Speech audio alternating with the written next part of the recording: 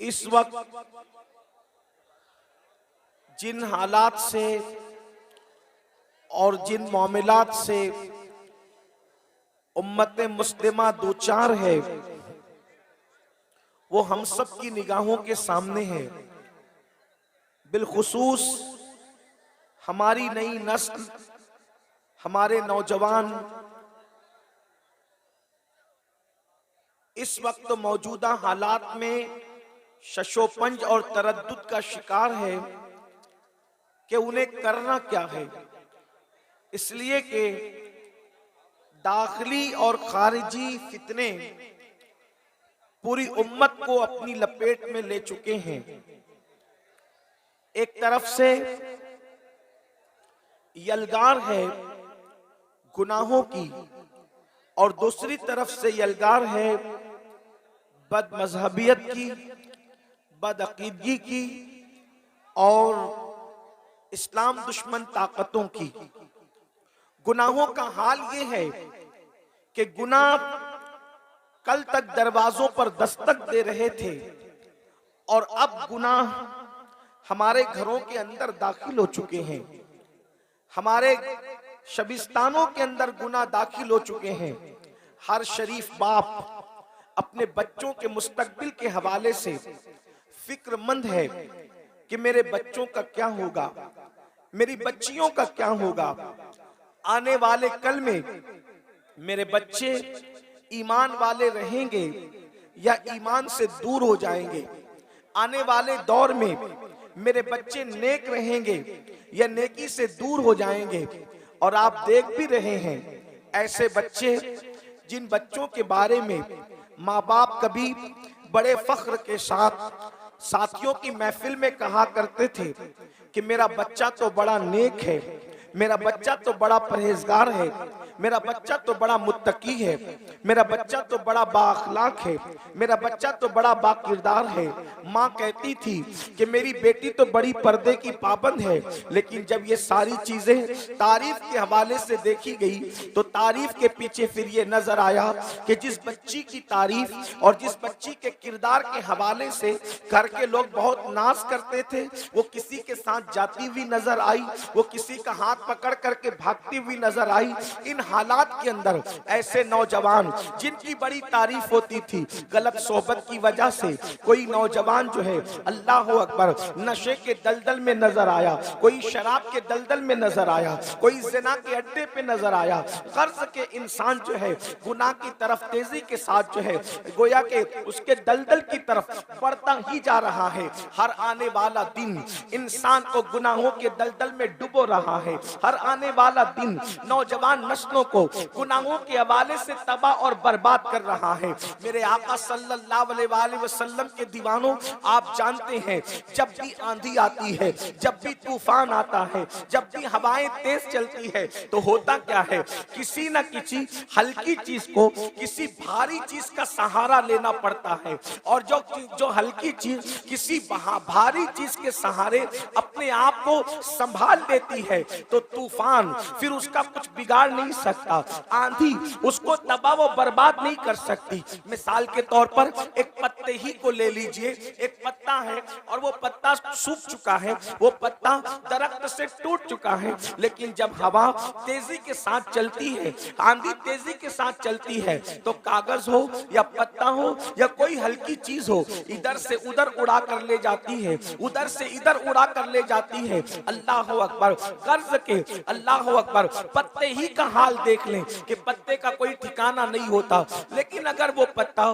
किसी भारी भरकम लोहे के नीचे या किसी दरख्त के नीचे अपने आप को दबा ले तो फिर आप देखें वो पत्ता किसी भारी चीज के नीचे दबने की वजह से, किसी भारी भरकम चीज के नीचे आने की वजह से अब अल्लाह अकबर वो पत्ता जो थोड़ी देर पहले अल्लाह अल्लाह किसी हवा के दोष पर कभी इधर जा रहा था, कभी उधर जा रहा था, कर्ज के उसका कोई ठिकाना नहीं था, लेकिन जैसे ही उसने किसी भारी भरकम पत्थर या लोहे को अपना जो है वो मस्कन बना लिया और उसके पीछे रुक गया तो उसका क्या हाल होता है, फिर उसकी क्या शान होती है। फिर कितना ही बड़ा तूफान आ जाए, कितनी बड़ी आंधी आ जाए, लेकिन फिर उस पत्ते का कुछ नहीं बिगाड़ा जा सकता। मेरे आका सल्लल्लाहु अलैहि वसल्लम के प्यारे दीवानों, अल्लाह अकबर, मुस्तफा जाने रहमत गैब दा नबी सल्लल्लाहु अलैहि वसल्लम को इन हालात का अंदाजा था।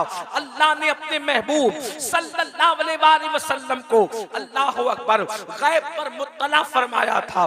जितना चाहा अल्लाह ने अपने महबूब को इल्म गैब अता किया, जितना चाहा अल्लाह ने अपने महबूब को इल्म अता किया।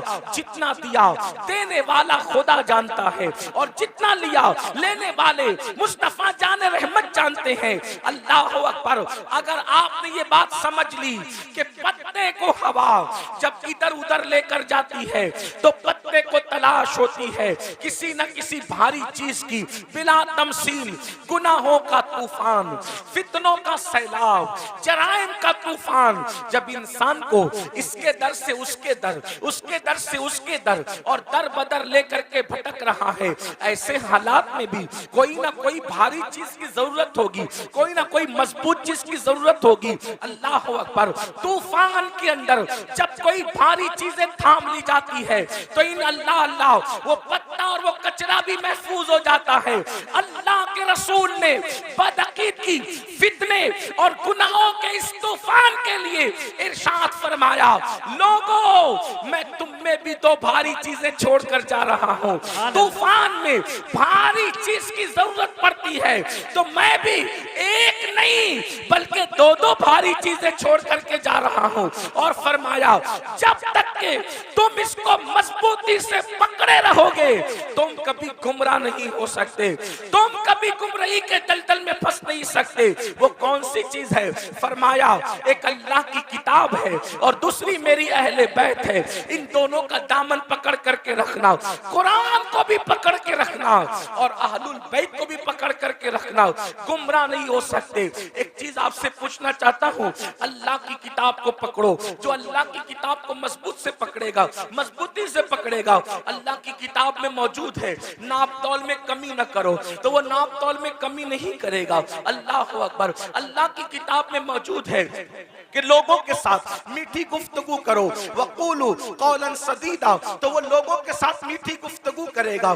कुरान का जिसने दामन पकड़ लिया वो बीवी पे जुल्म नहीं करेगा, क्योंकि कुरान में मौजूद है, हुन्ना लिबासुल लकुम व अंतुम लिबासुल लहुन्ना, कि शौहर बीवी का लिबास है, बीवी शौहर का लिबास है।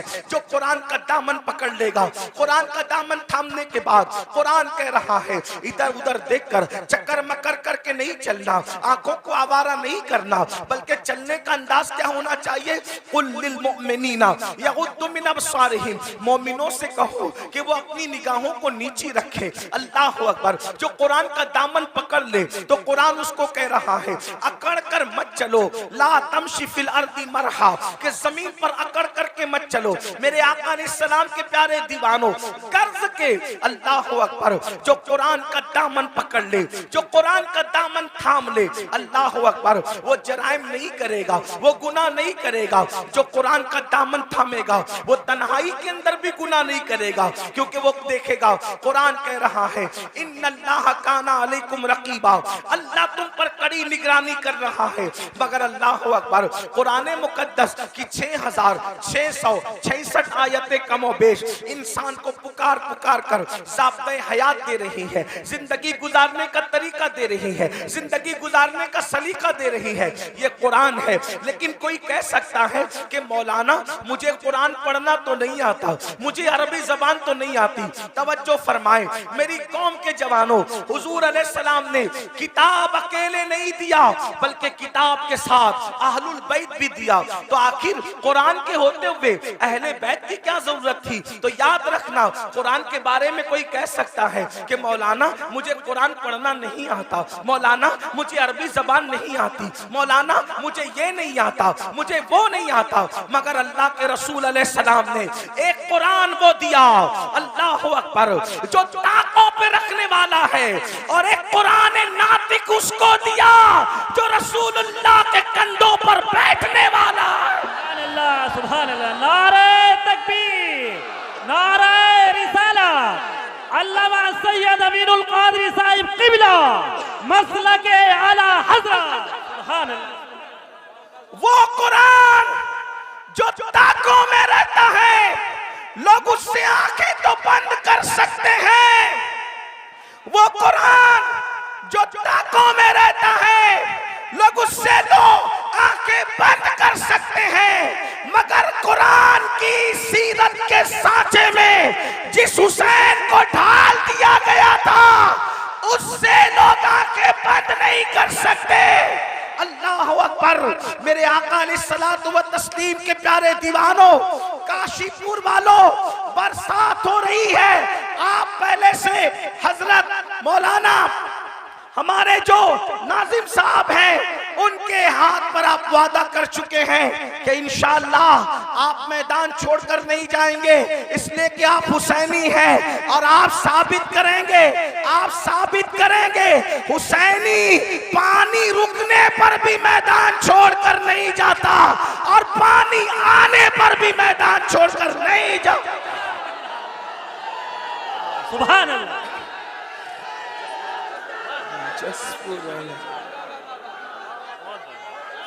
जिंदाबाद जिंदाबाद जिंदाबाद। सुभान अल्लाह।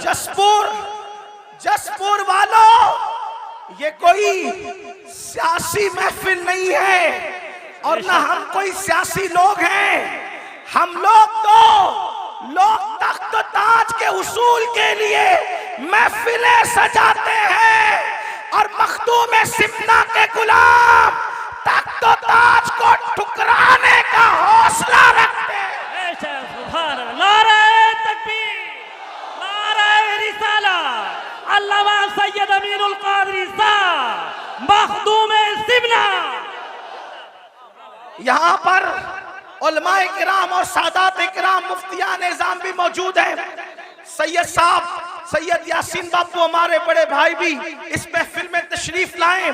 और एक बात याद रखना, बाराने रहमत का नुज़ूल से दिल छोटा मत करना। बुजुर्गों ने फरमाया, जब किसी नेक काम पर बारिश हो जाए, समझ दो कि वो काम अल्लाह ने तुम्हारा कबूल कर लिया है। जसपुर वालों, महफिलें मुनक्किद हुई है, होती रहेगी, लेकिन आंखों से देख लो, कहा जाता है कि रहमत बरसती है। अब तक न दिखने वाली रहमत देखा था, अब दिखने वाली रहमतों का नुज़ूल देख लो। ये इमाम आली मकाम का सदका है। तो जल्दी जल्दी में अपनी बात पूरी करूं, इसलिए कि आपको ज्यादा इम्तिहान में नहीं रखा जाएगा, आपको ज्यादा आजमाइश में नहीं रखा जाएगा।